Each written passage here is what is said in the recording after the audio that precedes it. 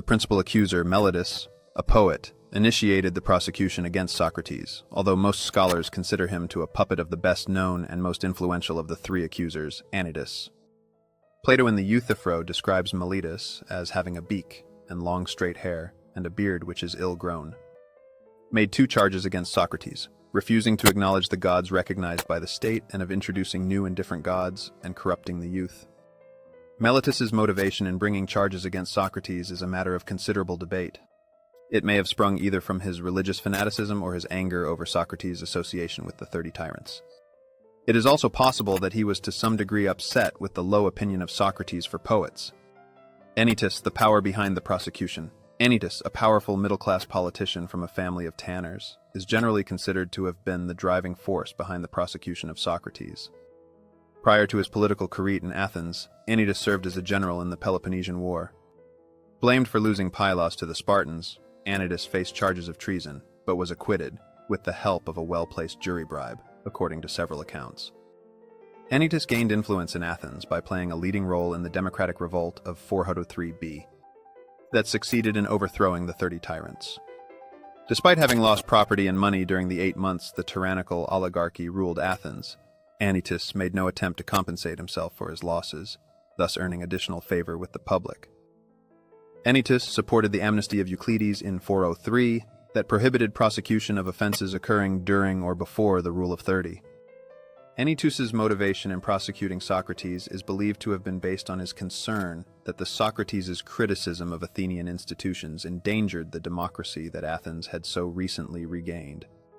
Socrates, who was associated with several persons viewed as responsible for the 404 overthrow of Athenian democracy, made no secret of his disdain for politicians such as Anytus. Even after democracy was restored, he continued to ridicule such centerpieces of Athenian democracy as the selection of leaders by majority vote. Plato's Meno offers some possible clues as to the animosity between Anytus and Socrates. In the Meno, Plato reports that Socrates' argument that the great statesmen of Athenian history have nothing to offer in terms of an understanding of virtue enrages Anytus. Plato quotes Anytus as warning Socrates, "Socrates, I think that you are too ready to speak evil of men, and if you will take my advice, I would recommend you to be careful." Anytus had an additional personal gripe with Socrates. Socrates had a relationship with the son of Anytus. Plato quotes Socrates as saying, "I has a brief association with the son of Anytus, and I found him not lacking in spirit."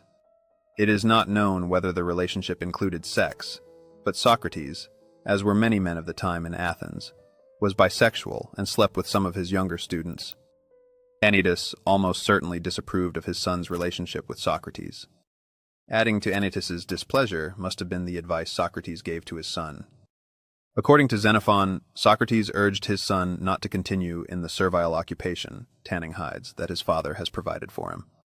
Without a worthy advisor, his son, Socrates predicted, would fall into some disgraceful propensity and will surely go far in the career of vice. Lycon, the third accuser, little is known about the third accuser, Lycon. He is described as an orator, another profession Socrates held in especially low regard. Socrates contended that orators were less concerned with the pursuit of truth than in using their oratorical skills to obtain power and influence.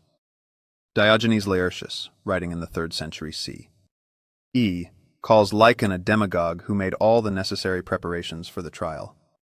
Laertius's use of the word demagogue suggests that Lycon may have been a supporter of the common man, in Socrates' view perhaps a rabble-rouser. As such, he likely perceived Socrates as a threat to the democracy he highly valued.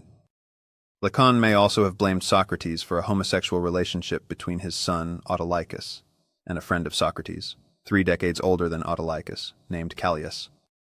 In Plato's Symposium, Socrates, during a dinner party, praises the higher love of Callias for the much younger Autolycus,